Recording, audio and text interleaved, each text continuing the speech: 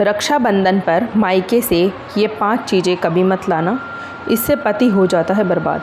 हिंदू धर्म में रक्षाबंधन के पर्व पर बहन और भाई के पवित्र रिश्ते का प्रतीक है। इस दिन बहनें अपने भाइयों की कलाई पर राखी बांधती हैं और भाई अपनी बहनों की रक्षा करने का वचन देता है। रक्षाबंधन का त्यौहार हर साल के श्रावण मास के दिन मनाया जाता है। इस साल यह त्यौहार 19 अगस्त को मनाया जाएगा। यह त्यौहार भाई और बहन के बीच स्नेह, विश्वास और बंधन को मजबूत करता है। राखी बांधने के साथ ही मिठाइयाँ बांटी जाती हैं और घर में उत्सव का माहौल होता है। मगर इस दिन राखी बांधने का दिन भी शुभ मुहूर्त होता है, जिसके बारे में आपको भी जानना चाहिए। दरअसल रक्षाबंधन के दिन भद्रकाल का साया भी होता है और भद्रकाल में राखी बांधना अशुभ माना जाता है। इस साल की रक्षाबंधन के लिए भद्रकाल का साया रहेगा। ऐसे में राखी बांधने का शुभ मुहूर्त जानना बहुत ही ज़रूरी है। इसीलिए आइए जानते हैं कि भद्रकाल कब समाप्त हो रहा है और राखी बांधने का शुभ मुहूर्त क्या है। इसके अलावा रक्षाबंधन पर महिलाओं को अपने मायके से कौन सी चीज़ अपनी ससुराल में नहीं लानी चाहिए, इस वीडियो में रक्षाबंधन से जुड़ी हुई आपको सारी जानकारी मिलेगी। लेकिन उससे पहले अगर आप भी चाहते हैं कि माता रानी का आशीर्वाद आप पर सदा बना रहे तो चैनल को सब्सक्राइब करें और वीडियो को एक लाइक अवश्य करें। कमेंट बॉक्स में दिल से लक्ष्मी माता ज़रूर लिखें। बाद में आप लोग भूल जाते हैं। आपकी एक लाइक हमारा आगे वीडियो बनाने का मनोबल बढ़ाती है। रक्षाबंधन की तिथि कब से और कब तक है? रक्षाबंधन की चर्चा होते ही सबके दिमाग में भद्रकाल का चिंता सबसे पहले आती है।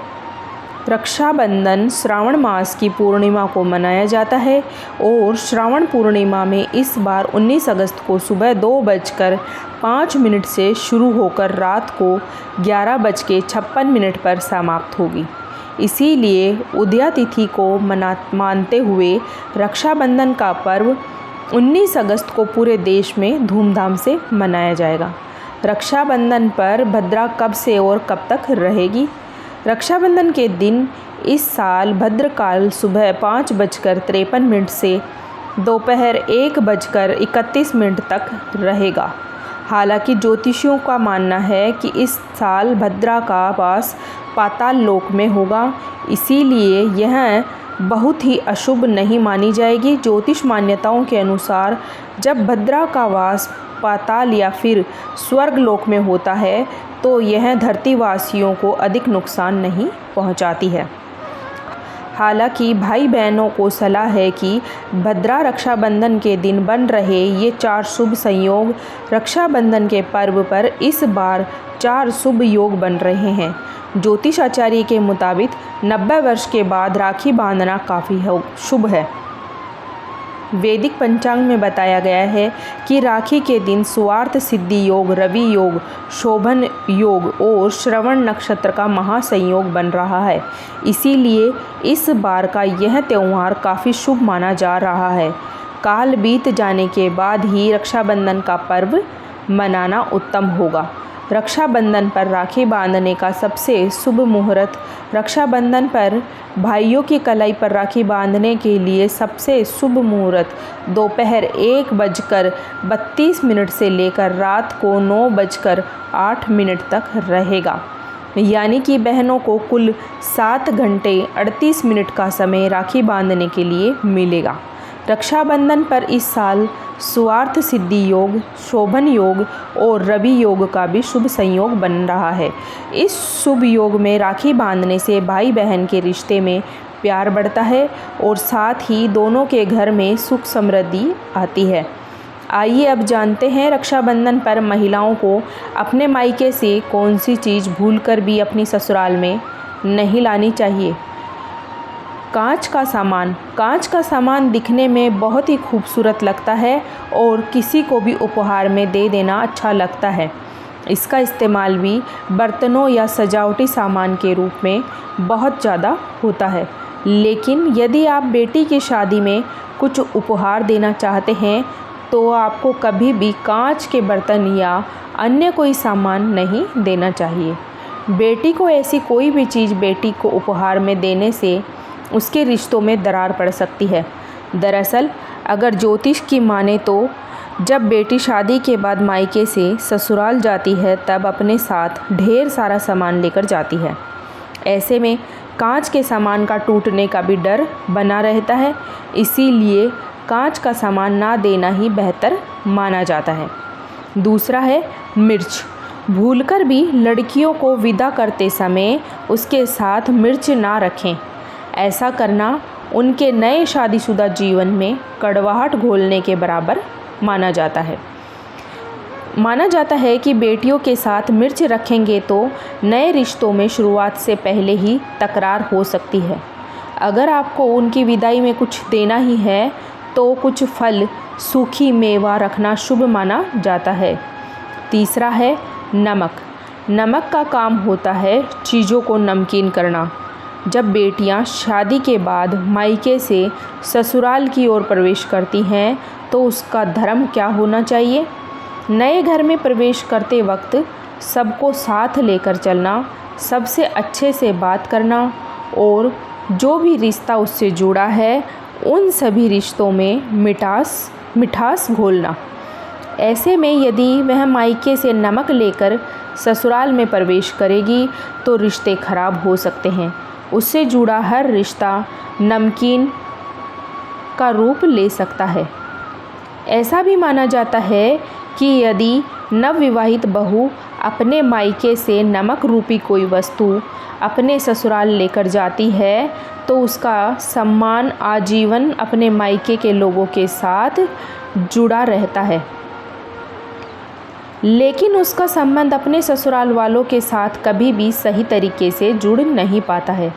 वह रिश्ता मीठा कभी नहीं बन पाता है। इसीलिए बेटियों को विदा करते वक्त कभी भी नमक का कोई सामान ना दे। चौथा है गैस चूल्हा। शादी के बाद रसोई की एक रस्म होती है उस रस्म में बेटी मायके से दिए गए गैस चूल्हे का प्रयोग करे, ऐसा बहुत से माता पिता के मन में इच्छा होती है। इसीलिए वह अपनी बेटी को विदा करते वक्त उसे चूल्हा प्रदान करते हैं, लेकिन ऐसा बिल्कुल भी नहीं करना चाहिए। शास्त्रों के अनुसार कहा जाता है कि यदि नवविवाहित दुल्हन अपने मायके से चूल्हा लेकर ससुराल में प्रवेश करती है तो इसका सीधा असर उस घर के गृहस्थ पर होता है। ऐसा करने से नई दुल्हन नए परिवार में प्रवेश करते ही अपना चूल्हा, अपना रसोई बिल्कुल अलग कर लेगी, जो बिल्कुल भी अच्छा नहीं माना जाता है। इसीलिए बेटियों को विदा करते वक्त गैस चूल्हा ना देकर आप उसे किचन से संबंधित चीज़ों को दीजिए। पांचवा है अचार। बेटियों को शादी के बाद विदा करते हुए माता पिता उसके पसंदीदा अचार को बनाकर भेज देते हैं, लेकिन ऐसा करना भी धार्मिक रूप से बुरा, गलत माना जाता है। कहा जाता है कि अचार जैसे खाने में खट्टा होता है वैसे ही वह पति पत्नी के रिश्ते में भी खटास पैदा कर देता है। कभी कभी यह खटास इतना गहरा हो जाता है कि पति या पत्नी में से किसी भी एक की मृत्यु हो सकती है। इसीलिए इस बात का ख्याल रखना चाहिए कि बेटियों को विदा करते वक्त उन्हें कभी भी अचार ना दें। माता पिता का अच्छापन कभी कभी उनकी बेटी पर भारी पड़ जाता है। छठा है झाड़ू। ऐसा कहते हैं कि झाड़ू में स्वयं माता लक्ष्मी का वास होता है, लेकिन क्या आप जानते हैं कि बेटी को विदाई के समय झाड़ू कभी नहीं देनी चाहिए। कहते हैं कि ऐसा करने से बेटी का घर संसार कभी सुखी नहीं रहता है, उसका जीवन हमेशा दुखों से भरा रहेगा। इसीलिए शादी के बाद विदाई में ये चीज़ कभी ना दे। इसके अलावा बेटी को विदाई के समय कभी भी सुई धागा ना दे। कहते हैं कि बहन या बेटी को विदाई के समय सुई भेंट करने से रिश्तों में मधुरता की बजाय कटुता आने लगती है। आपको सुई के समान नुकीले उपकरण भी बेटी को विदाई में देने से बचना चाहिए। वहीं विदाई के समय बेटी को भूलकर भी आटे की छलनी नहीं देनी चाहिए। मकर संक्रांति के समय माताएं अपनी बेटी को 13 चीज़ें भेंट करती हैं। कुछ माताएं इसमें आटे की छलनी भी भेंट कर देती हैं। जो कि सही नहीं है। बेटियों को आटे की छलनी भेंट करने से उनका सुखी जीवन प्रभावित हो सकता है, इसीलिए ये गलती कभी ना करें। 7वां, काले कपड़े। कभी भी आपको बेटी की शादी में उपहार के रूप में काले कपड़े नहीं देने चाहिए। ऐसा माना जाता है कि काला रंग नकारात्मकता का संकेत है और काले कपड़ों को उपहार में देने से बेटी के वैवाहिक जीवन में समस्याएं आ सकती है। 8वां है धारदार चीज़ या माचिस। बेटी को शादी में कभी भी माचिस, चाकू, कैंची उपहार में नहीं देना चाहिए। ऐसा माना जाता है कि इसके नकारात्मक प्रभाव से बेटी के जीवन में कलह कलेश की स्थिति आ सकती है और बिना वजह लड़ाई की स्थिति भी बन सकती है। बेटी को उपहार में देते समय आपको इस बात का विशेष ध्यान रखने की ज़रूरत है कि ऐसी कोई भी चीज़ बेटी को ना दें। भगवान गणेश की मूर्ति। बेटी को विदा करते समय उसे भूलकर भी भगवान गणेश की मूर्ति ना दें। बेटी को भगवान गणेश की मूर्ति भेंट करने से आपके घर की सुख शांति और समृद्धि पर असर पड़ता है। इसी प्रकार से बेटी को कभी भी उपहार में माँ लक्ष्मी की मूर्ति भी नहीं देनी चाहिए। बेटी को माँ लक्ष्मी की मूर्ति देने से लक्ष्मी का वास आपके घर से निकलकर बेटी के घर में चला जाता है। यह तमाम जानकारी जन रुचि को ध्यान में रखकर दी जा रही है। ज्योतिष और धर्म के उपाय और सलाहों को अपनी आस्था और विश्वास पर आजमाएं। वीडियो का उद्देश्य मात्र आपको बेहतर सलाह देना है। इस संदर्भ में हम किसी प्रकार का कोई दावा नहीं करते हैं।